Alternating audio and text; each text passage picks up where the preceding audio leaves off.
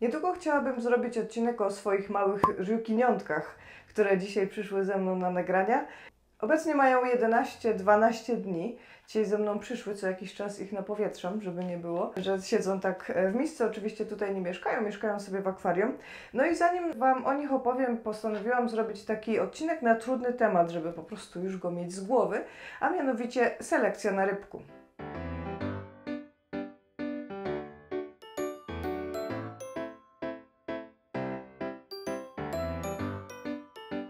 Welony swój obecny kształt osiągnęły dzięki selektywnemu rozmnażaniu. W naturze nie mielibyśmy szans na tyle pięknych ras i taką różnorodność welonów, jaką mamy dzisiaj.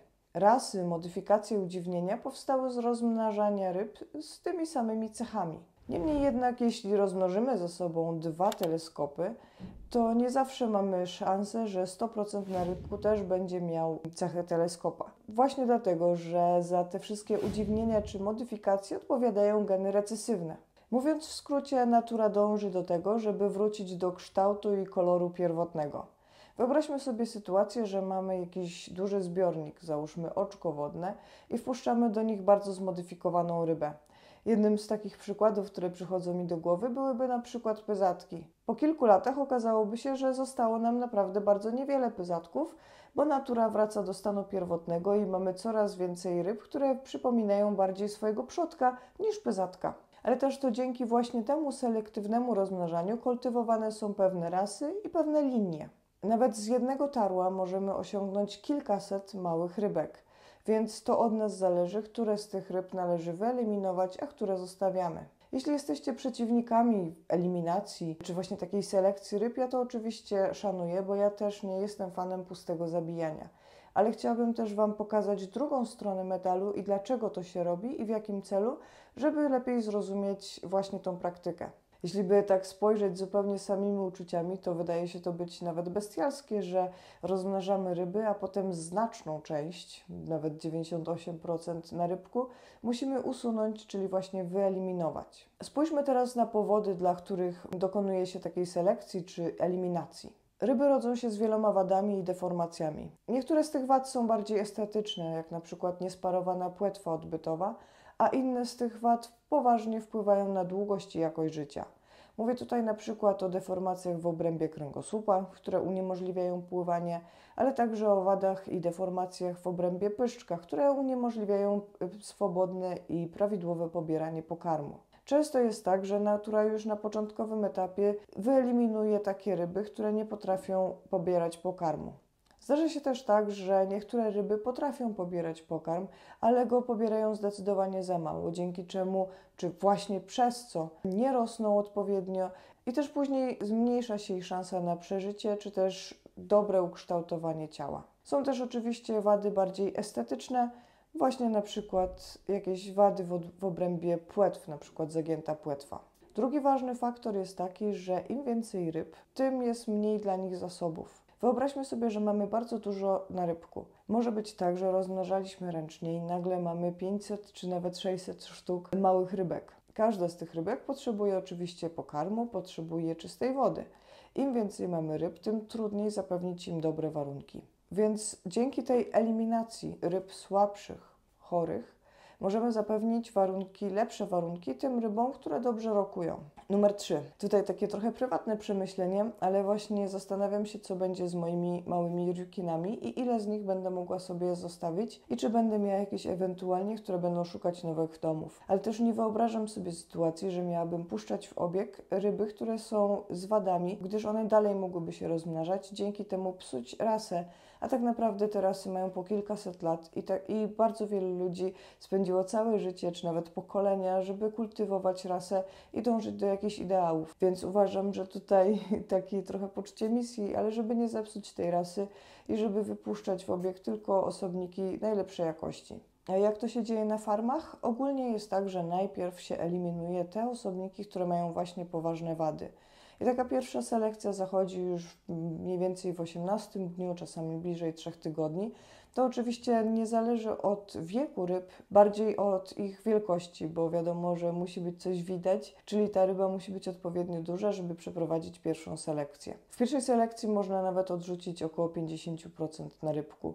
a później kolejne selekcje są przeprowadzane dosyć regularnie i na tej podstawie dzieli się tak jakby ryby, które zostały na 4 grupy. Jako pierwsze oddzielane są ryby tak zwany PET, czyli takie, które są sprzedawane do sklepów zoologicznych, to znaczy takie, których trzymanie dalej nie jest już opłacalne, gdyż widać, że nie rokują na ryby, które będą warte więcej, bo mają jakieś ograniczenia, deformacje i tak dalej, albo na przykład niezbyt dobry kształt. Wiadomo, że taką rybę, kiedy ona rośnie i trzeba trzymać kilka tygodni, czy nawet kilka miesięcy, trzeba nakarmić, trzeba przefiltrować jej wodę, napowietrzyć i tak dalej, a to wszystko są koszta na farmach, więc takie ryby jak najczęściej już jako bardzo malutkie wysyła się za granicę, czy też do lokalnych sklepów. Oczywiście ryby, które zostawia się dłużej, to takie ryby pokazowe, gdyż oczywiście ich cena rośnie wraz z wzrostem.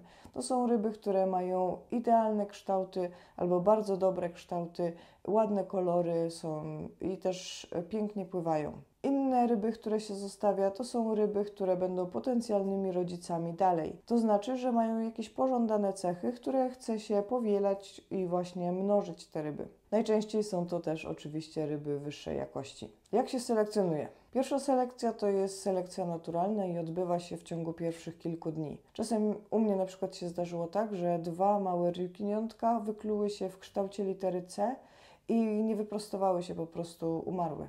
Późniejsza selekcja też naturalna jest u takich ryb, które po prostu nie potrafią pobierać pokarmu i niestety zdychają z głodu. A taką manualną selekcję pierwszą przez człowieka przeprowadza się właśnie w okresie między 2 a 3 tygodniem. Wtedy już narybek jest większy i lepiej widać jego wady. Najczęściej taką selekcję przeprowadza się skupiając się na kształcie kręgosłupa, bo jeśli kręgosłup jest zdeformowany, na przykład ma kształt w kształcie litery C czy w kształcie litery S, jest to poważna wada rozwojowa, która w ogóle nie rokuje. Taką selekcję dobrze jest przeprowadzić, mając przezroczyste naczynie, najlepiej nie za głębokie, gdzie możemy umieścić wszystkie ryby i je selekcjonować. Najlepiej też mieć jest pod spodem coś białego, może być nawet kartka, bo jak wiadomo ryby w okresie kuruko, czyli w tym przed zmianą koloru, czyli ten mający dziecinny kolor, są ciemne, więc będą nam dobrze kontrastować. Dzięki temu lepiej zobaczymy, jakie mają wady. Powinniśmy mieć też 2 oddzielne naczynia. Pierwsze naczynie na te, które niestety nie przejdą selekcji, a drugie naczynie na te, które zostawiamy sobie do dalszej hodowli i do dalszych, późniejszych selekcji. Można mieć też do tego specjalną siatkę do narybku. Można też się posiłkować na przykład taką łyżką, najlepiej też jasną. Mogą być właśnie takie chińskie łyżki do zupy. Takie selekcje później przeprowadza się co kilka tygodni. Musimy też pamiętać o tym, że każda wada rozwojowa będzie się pogłębiać wraz ze wzrostem ryby.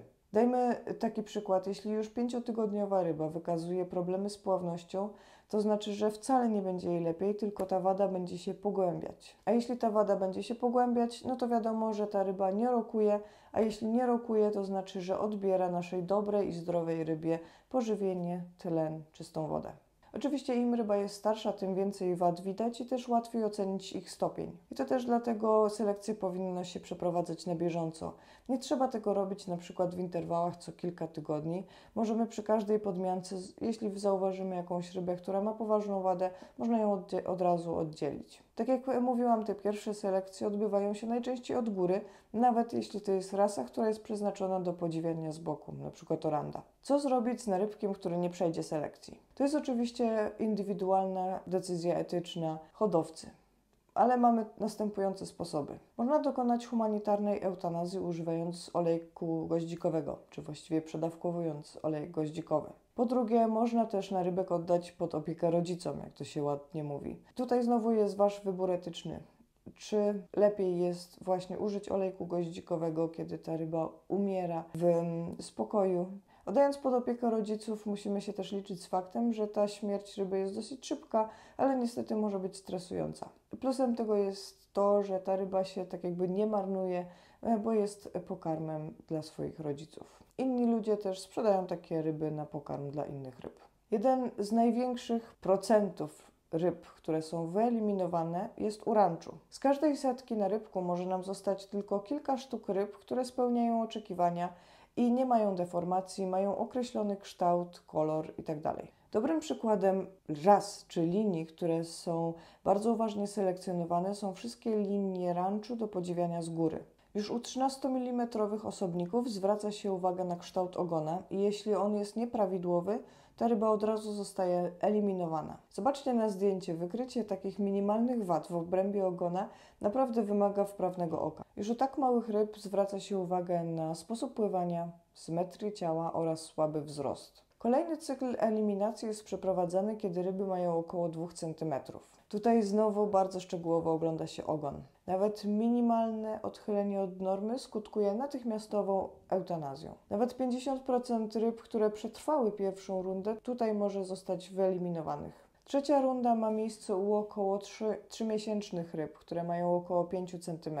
Tutaj o dziwo ogląda się ryby od boku, żeby ocenić ułożenie ogona względem ciała. Przypominam, że tutaj dalej mówimy o japońskich rasach ranczu, które są przeznaczone głównie do podziwiania z góry. Mimo to właśnie tutaj ta selekcja odbywa się z boku. Również poza tym ułożeniem ogona ocenia się kształt kręgosłupa. I tutaj również około nawet 50% osobników może zostać wyeliminowanych. To też oczywiście zależy od tego, jak bardzo restrykcyjny jest nasz hodowca i ile takich potencjalnych wad przepuści dalej. Kolejna runda jest, kiedy ryby mają 7 cm, a następna, kiedy mają około 8. W tych dwóch ostatnich rundach najczęściej decydują preferencje hodowcy, tak jakie ma ideały piękna i do czego dąży. Podsumowując, selekcja ma na celu eliminację ryb, które mają wady, ograniczenia, deformacje, żeby zapewnić jak najlepsze warunki dla ryb silnych i zdrowych. Każdy poważny hodowca przeprowadza selekcję ryb i jest ona naturalną częścią opieki nad rybkiem. Dajcie mi znać w komentarzach, co dzisiaj myślicie. Temat ciężki zapodałam, ale mam nadzieję, że wytrwaliście do końca. To tyle na dzisiaj i spotykamy się w następnym odcinku, który mam nadzieję będzie dużo przyjemniejszy.